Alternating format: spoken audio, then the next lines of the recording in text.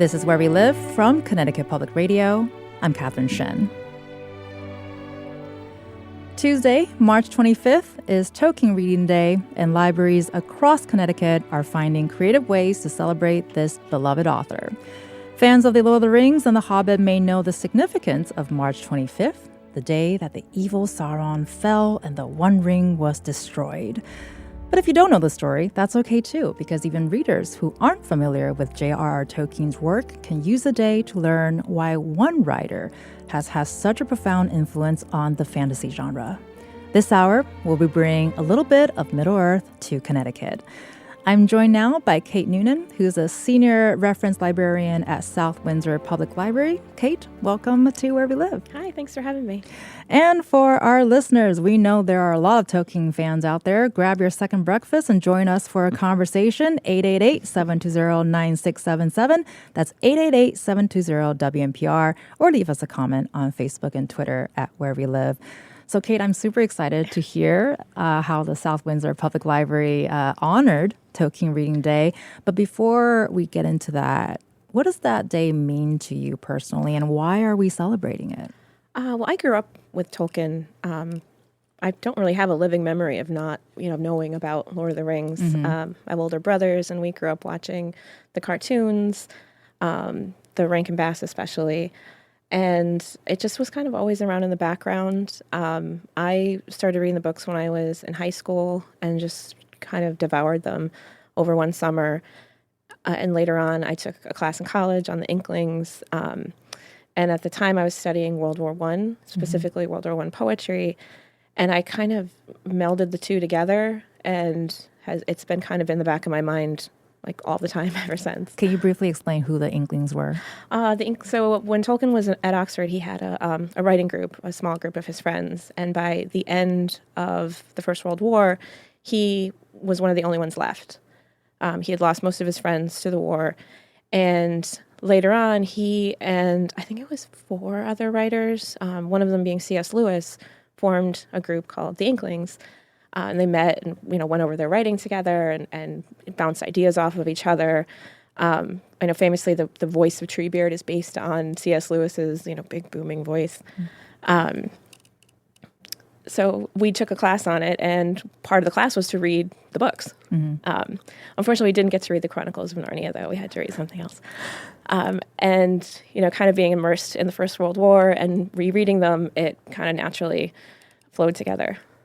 Well, it's amazing that we're having this conversation today in present day and in Connecticut, of all places, in terms of talking about fantasy. And I love it because I realize it touches so much more people than I ever thought it would. I discovered it as a high school student, and it completely changed my world in so many different ways. And we know that fans of Tolkien's work spans across so many generations. Does it surprise you that his work are still so relatable today?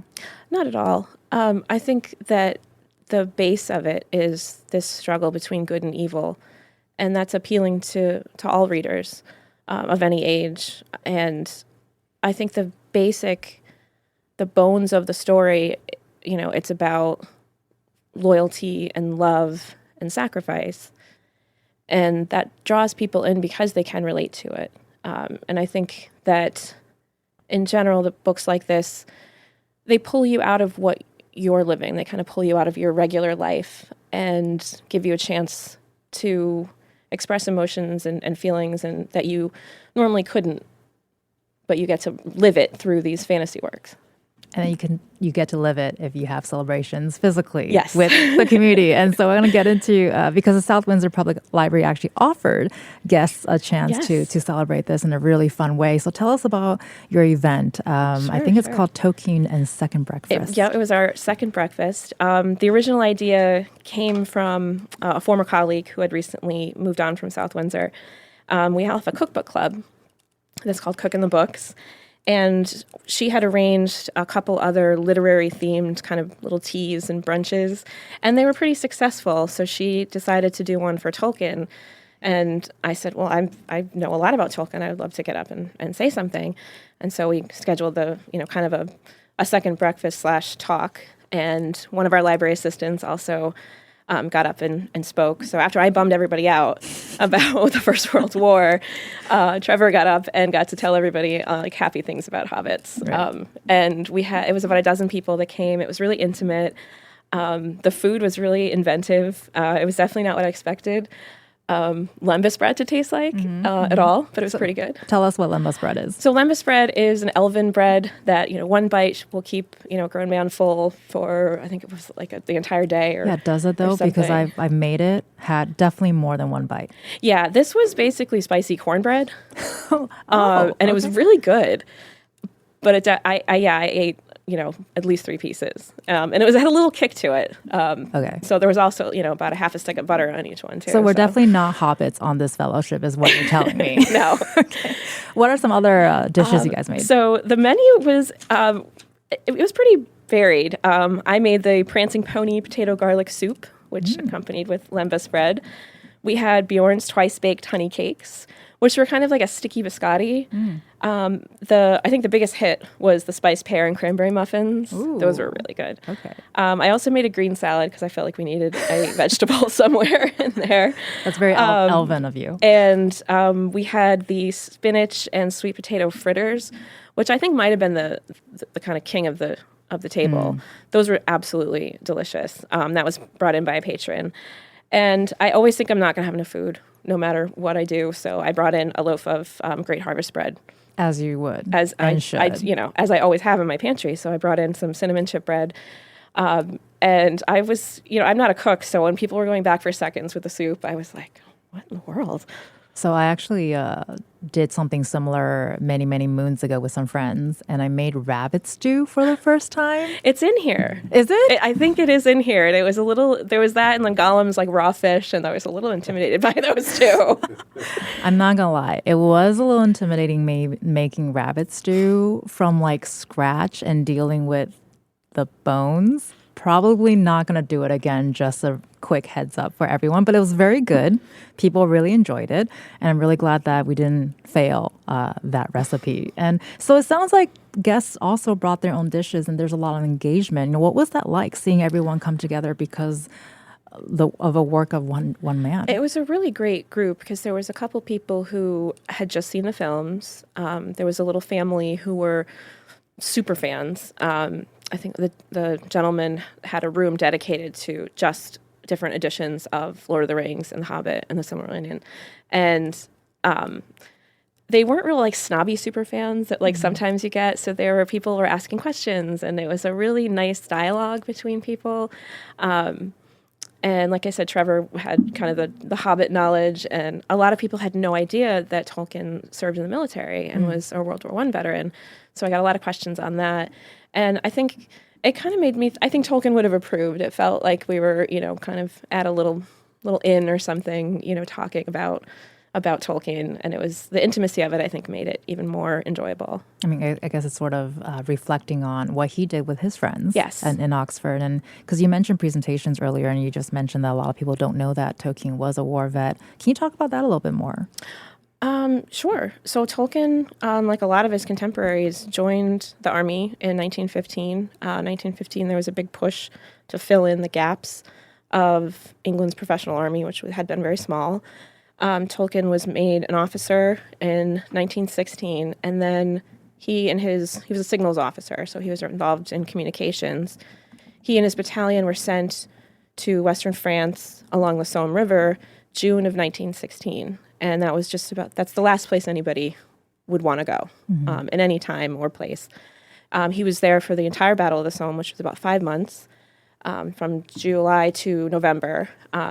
He didn't get wounded, but he did get trench fever, which made him very, very ill. It's similar to typhus. But he must have seen, he saw no man's land. He saw above the trenches and saw the barbed wire and experienced all these visceral things of this war that a type of warfare that no one had ever seen before. So it reflects a lot in his books.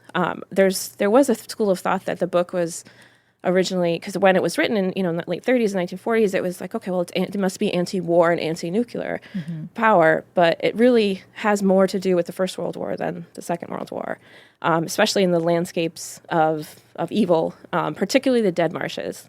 That really is a perfect description of what No Man's Land looked like, with the water and the pockmarks and especially the trees, because the artillery shells and gas would strip the trees, so they just looked like kind of husks, and nothing grew. So it gives, I think, a person who normally would never experience something like that a way to understand what the average soldier in World War I had experienced. Well, you mentioned the marshes, which is a chapter in the books where the title character Frodo and his friend Sam and another character that goes into these marshes where they see faces of bodies and there's these eerie glows and sort of dead live plants, and he's going through, there's some things going on as you're describing here, and as Tolkien kind of pulled that from his real life experiences. Can you talk about what can art do really to, you mentioned, I think most of us are not going to experience that. Right. And so can you talk about the importance of art?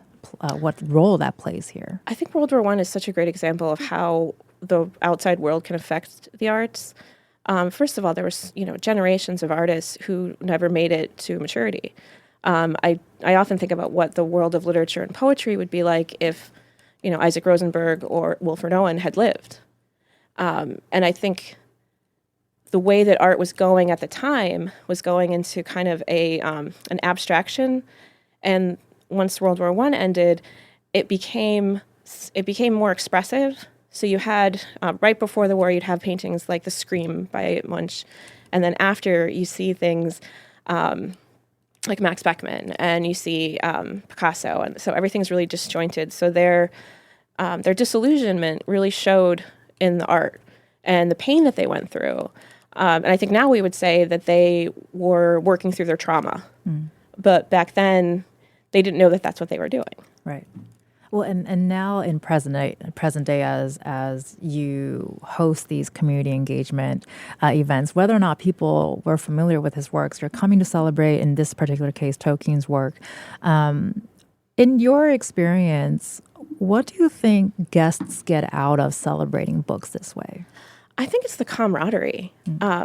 Partly, there is a little bit of learning a little bit of backstory, and I love giving little history lessons about World War I. I could talk about it all day, but I think it's meeting other people that love what you love, and it kind of makes you love it more. And we'll get into more of that throughout this conversation. But do you think there's an extra sense of importance now to do that? Absolutely. I think.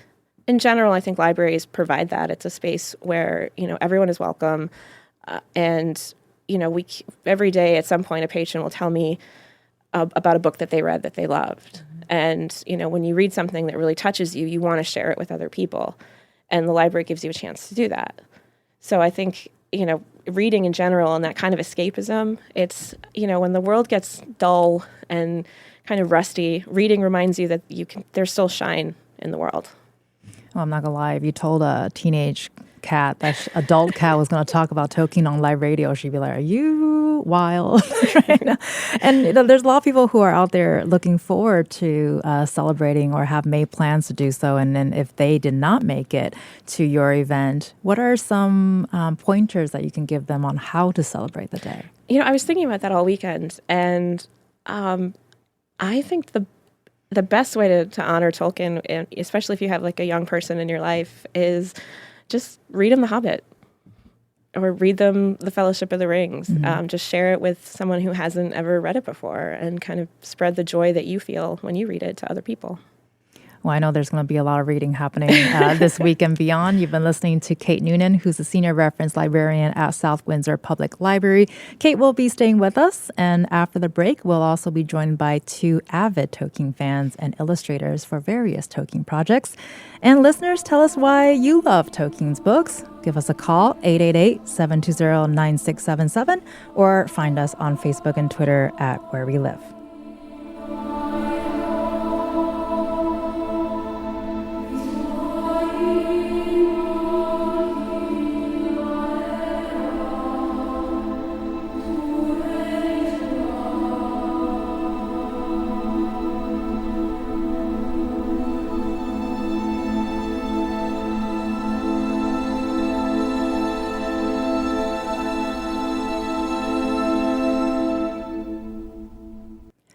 This is Where We Live from Connecticut Public Radio. I'm Catherine Shen. This hour, we're honoring Tolkien Reading Day and exploring the enduring legacy of his most famous works. Still with us is Kate Noonan, who's the Senior Reference Librarian for the South Windsor Public Library. And joining us now is David Thorne Wenzel, who's an illustrator and children's book artist, best known for his graphic novel adaptation of J.R.R Tolkien's The Hobbit. David, welcome back to Where We Live. Hi, Catherine. Glad to be back. Yeah, and we're glad to have you back for a second breakfast, if you will. And also with us this time is Michael Whalen, who's a fine artist of imaginative realism and illustrator of science fiction and fantasy. Michael is also the recipient of an unprecedented 15 Hugo Awards for his work. Michael, thank you so much for being here with us. Thanks for inviting me. It's a real pleasure to be here.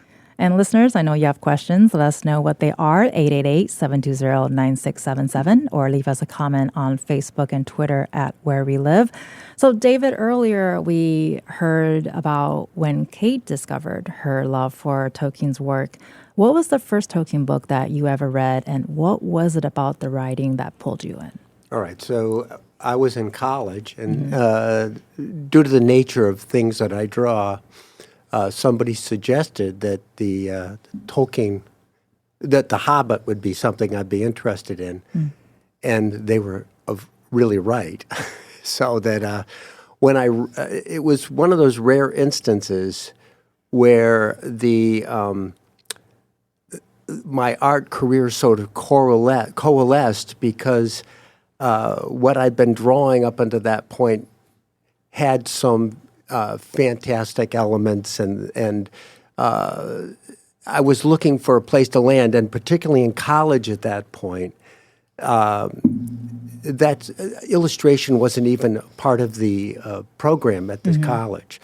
So that when I read Tolkien, it was like a light went off, and I immediately started doing sketches, and obviously it kept going from there. But obviously, once you start with The Hobbit, then you go through the rest. Right.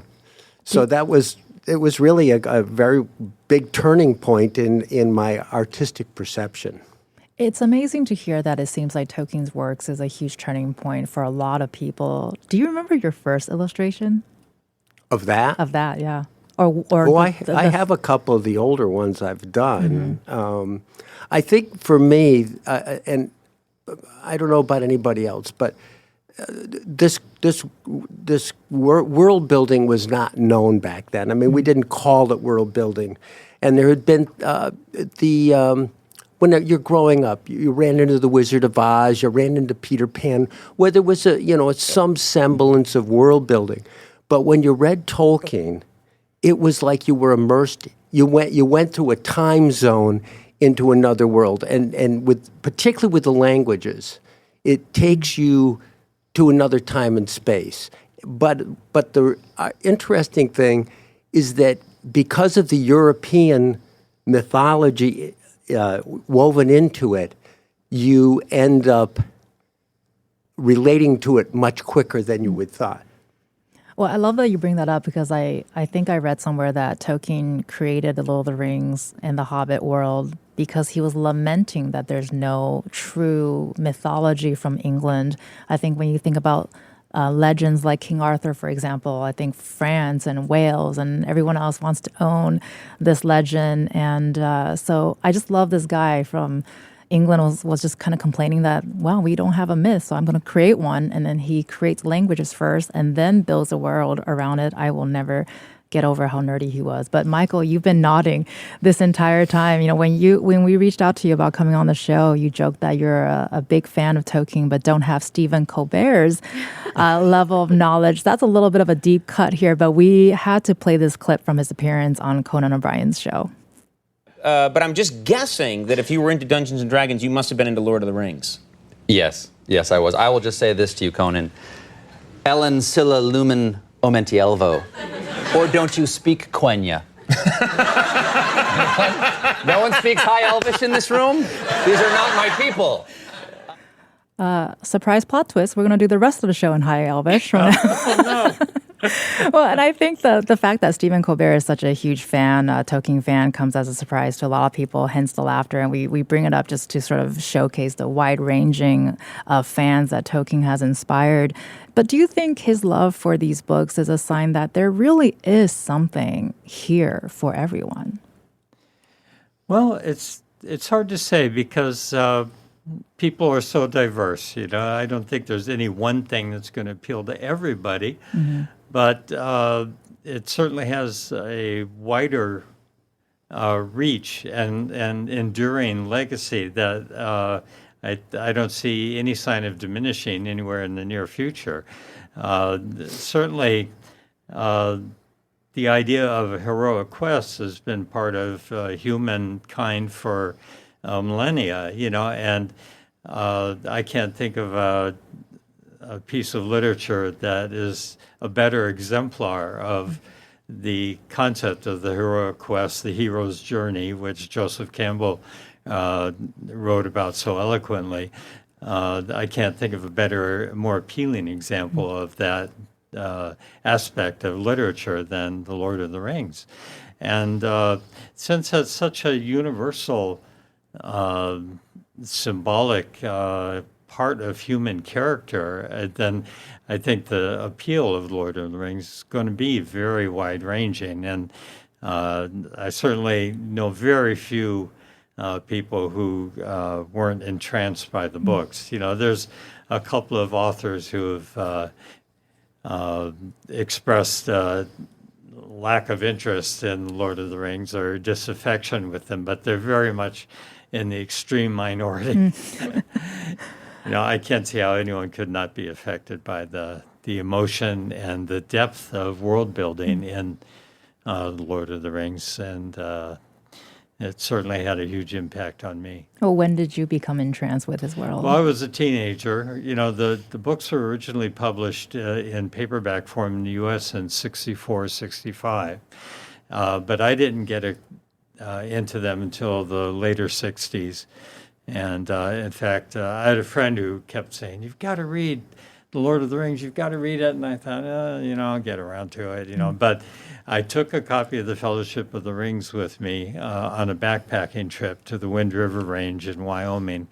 And I've never been a fisherman or interested in fishing. My father and my brother-in-law went off to lakes to go fishing. And I sat in the middle of a meadow with my back to a big stone.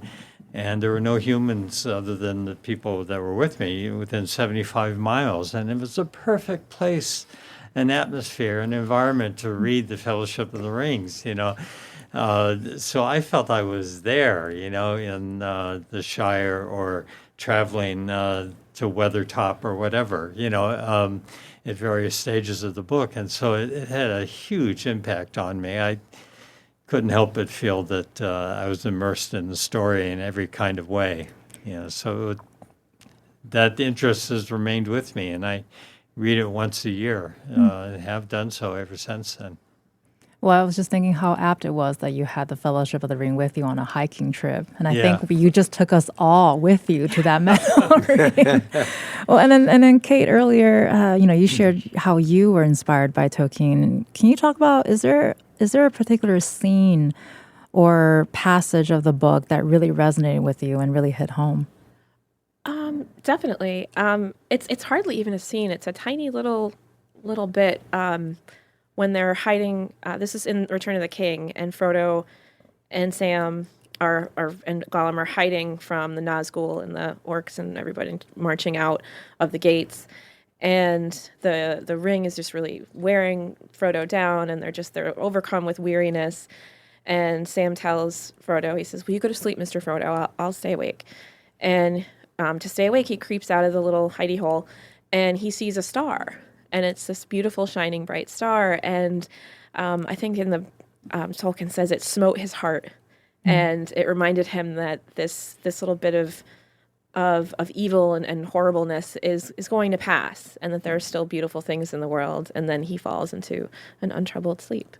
And I feel like that when I read that, when I was studying Tolkien, I could just picture an average soldier in the trenches, looking up above the trench and above all the barbed wire and smoke and seeing a star and being reminded that, this is going to end and that there's still beautiful things out there. And it's just such a great kind of moment of hope. And it really encapsulates Sam as this, steadfast, hardy character that won't give up. Yeah, I love that scene too, because the way Sam mentions it, that there are things of beauty beyond the reach of evil on Earth, and to know that. And he says that again later when he sees the moon, and he says, "Why, Mr. Frodo, that's the same moon that they're seeing in Gondor right now," and and that's again beyond the reach of the evil and trouble and turmoil that happening all around them, and it gives such comfort to a person to know that yes, that's true, and not everything is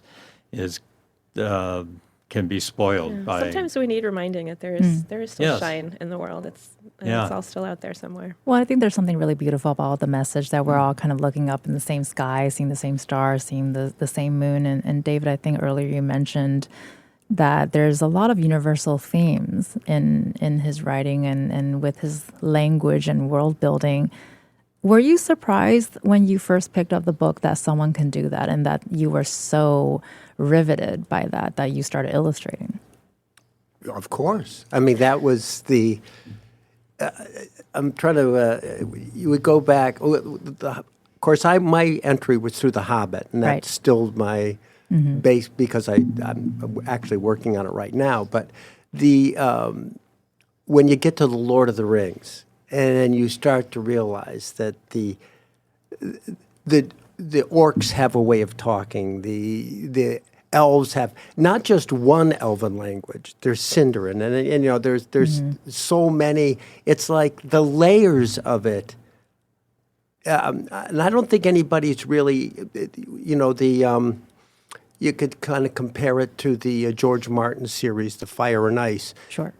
Again, there's a lot of world building in that, but the layers of Tolkien's world building, I think that's what's so entrancing. And because he was such a linguist, and he loved the languages, and of course he loves that Norse mythology, which it brings into it. Those layers, I don't think anybody has the motivation to try to create a world like that anymore. And so I think that's why it's going to remain unique.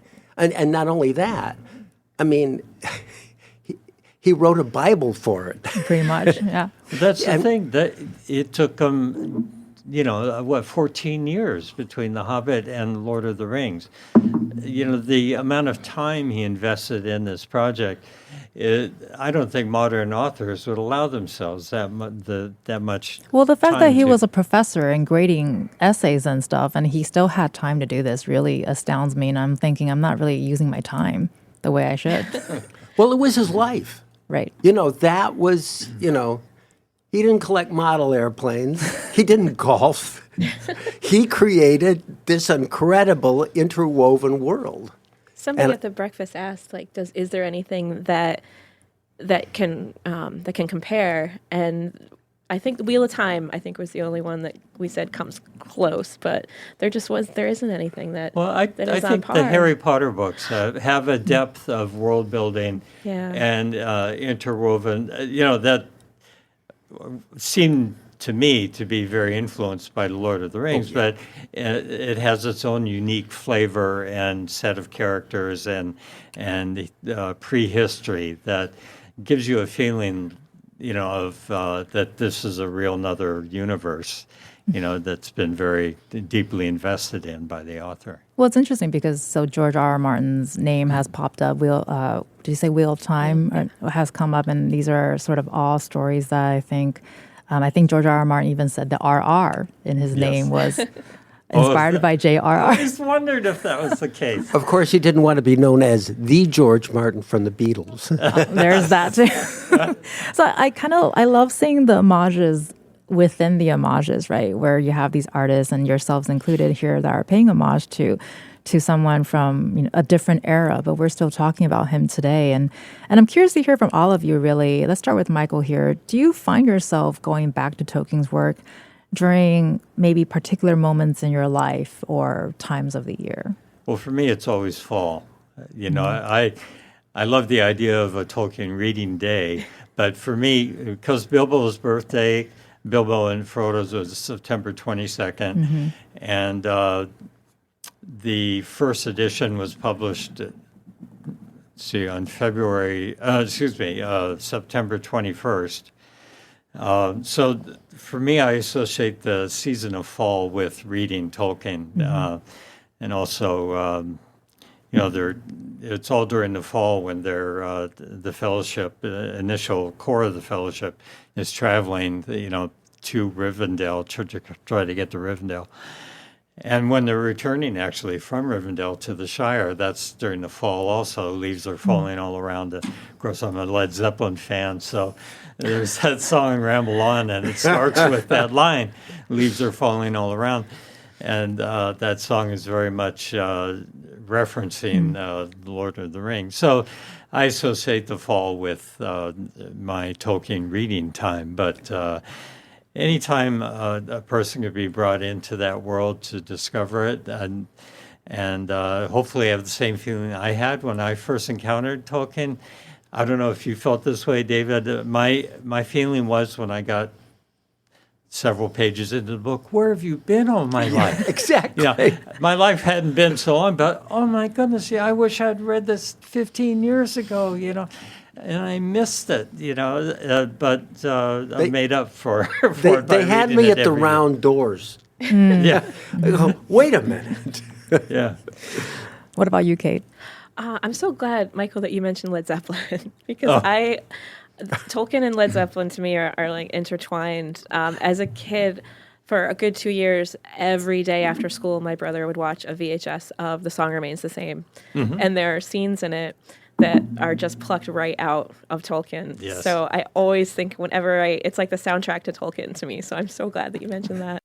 But I have reread them a few times, and it always seems to be around Christmas. And I think it's just because there's a lull in activity after Christmas, and you kind of want to be cozy and stay inside. And I have reread the appendix of Return of the King, like on Christmas and New Year's so many times, and I always go back to it. It's such a comfort.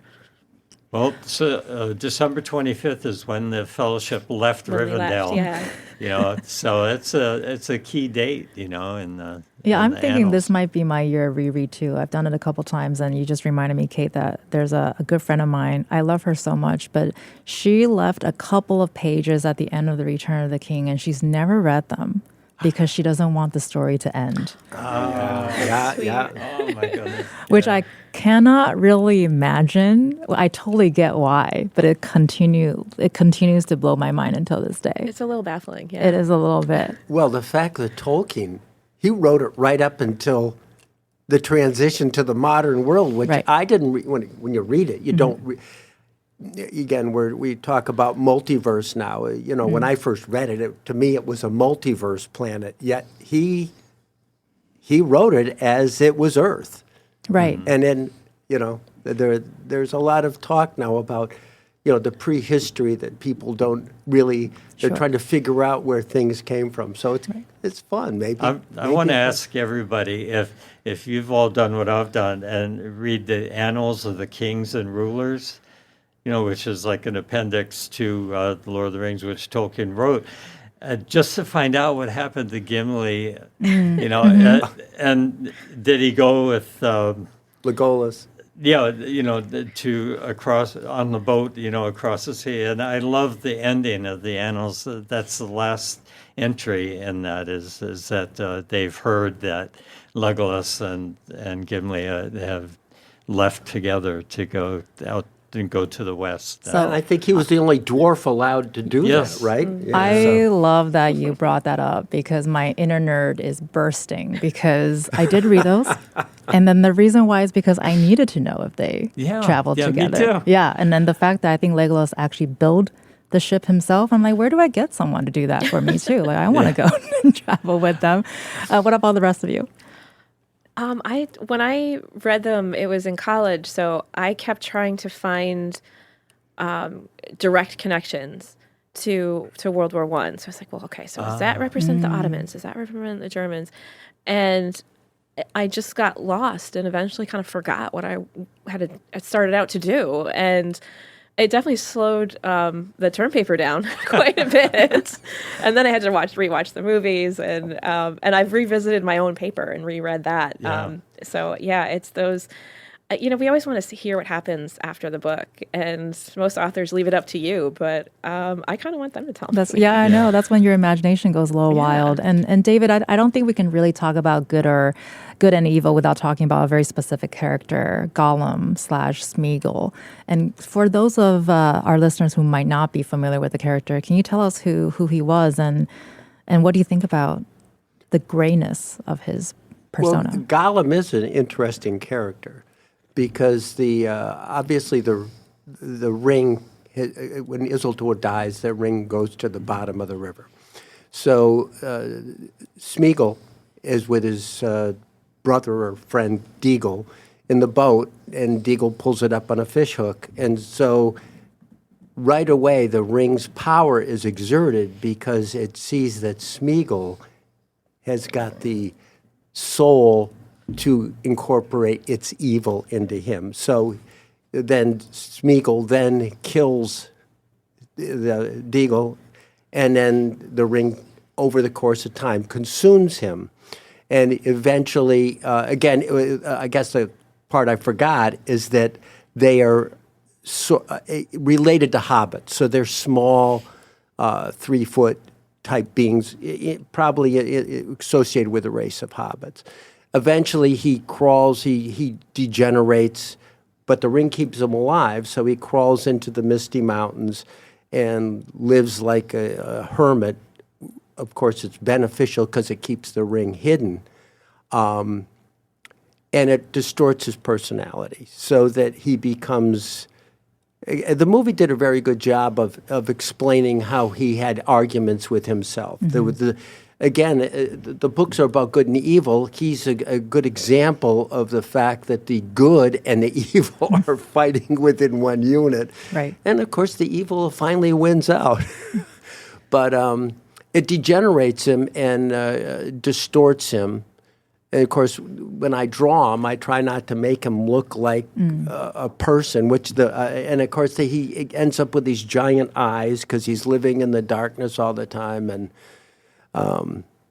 so he's an interesting character, but he's the King Kong of the book, bad and good. So I mean, I don't think. Oh, if you think of the books as evoking the battle of black and white, of good and evil, he's kind of like the nexus. A point of nexus, in the book of good and evil in one person or one personality struggling to overcome each other. And yeah, that's fascinating.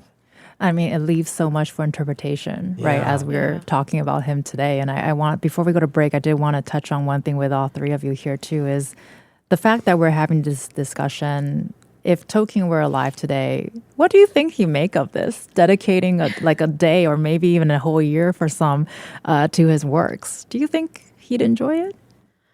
I don't know, but I do know for sure that C.S. Lewis would have made fun of him for it. That's true. Relentlessly. Oh, Michael got so excited that his headphones fell off. I just thought you guys would appreciate that. What do you think, David? What would refresh me? Do you think Tolkien would approve that we love his work and celebrate his work today? That's a hard call. I think as an artist, he would love the fact that his community, the inner soul that he spent all his life would communicate. But I don't know if he'd care for the hubbub. Probably. Yeah. Well, he wrote that it bothered him. He appreciated people reading his books and the books being popular, but he didn't like...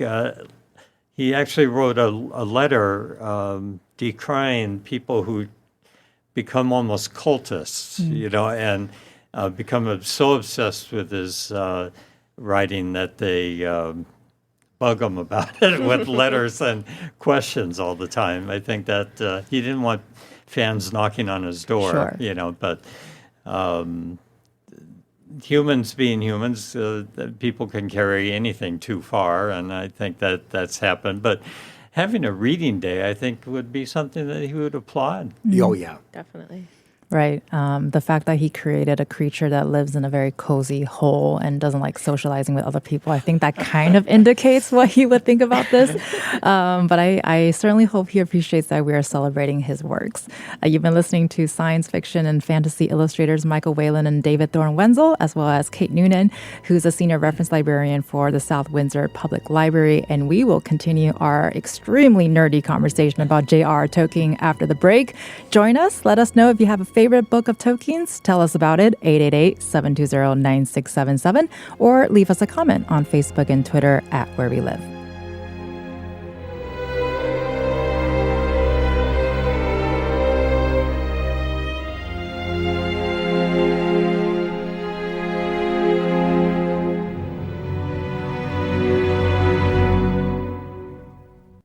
This is Where We Live from Connecticut Public Radio. I'm Catherine Shin.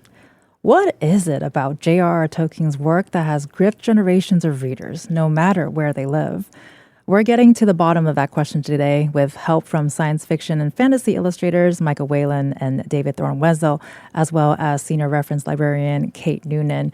And I want to jump straight to David here because your new edition of the Hobbit graphic novel will be out in September. Can you give us a preview of what readers can expect to see in this new edition? Well, it's expanded. When I did the original edition, because of the nature of the company that originally hired me to do it, they only had limited space. So there were sections where I had to go to like a montage scene.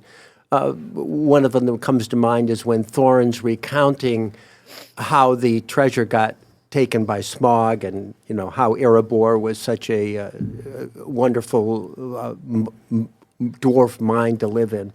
And so after looking at the book for a long time, I felt that now that the publisher was actually the publisher from Tolkien, who's the publisher at this point, I felt that they might be willing to expand those areas. So I pitched, let's take that particular area where the background was essential, and I felt that needed to be really brought out.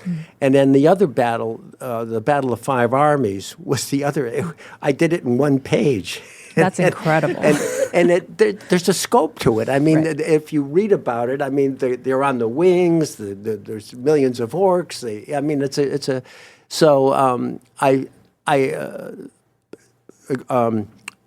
asked them if they would expand it into those areas, and then I didn't hear from them for quite a while. And they're very busy, so I'm not surprised at that. And if you're in art business, you throw fish in the water, and sometimes or you throw worms in the water, and sometimes you land a fish.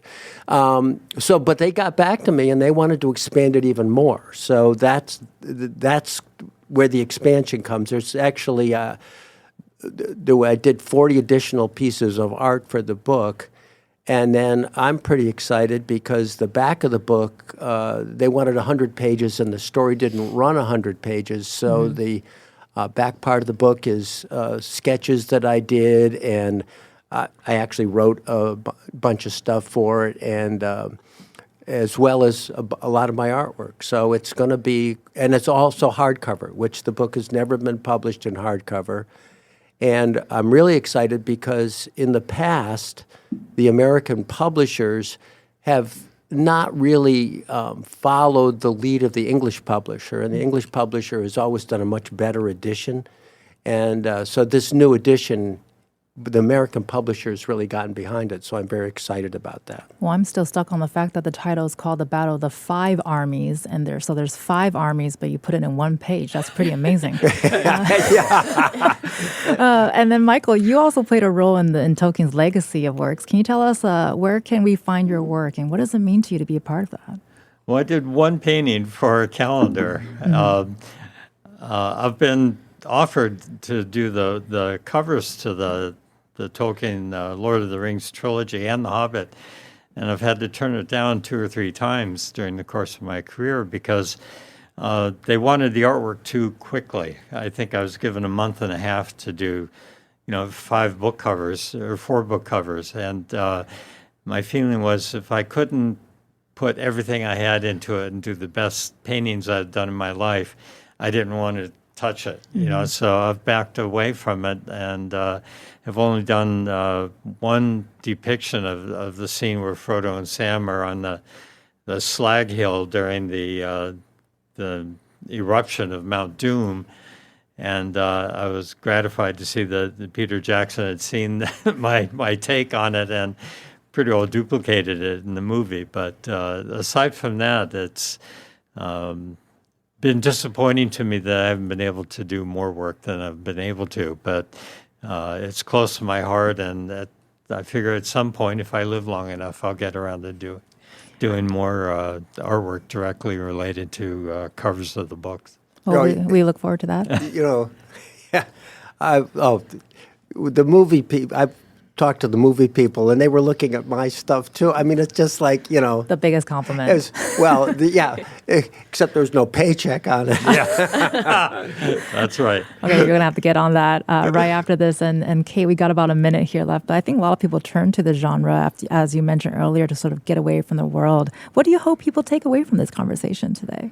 I hope that the idea of a bunch of nerds around a table talking about Tolkien at 9:00 in the morning is normal, but also just to be reminded of the joy you feel when you first read these books. I always say to someone who's never read it, and I hand it to them, I'm so jealous of you because you're going to get to read it for the first time. Yes. I did have to explain the whole story once to someone who's never heard of it before, and I sounded a little wild. And so you get really enthusiastic. You do get really enthusiastic, and you really have to check yourself. Exactly. David, what about yourself? What do you hope listeners take away from this conversation today? I just hope it enlightens people to the reading it. My disappointment is when I do conventions is how many people don't get past the movies.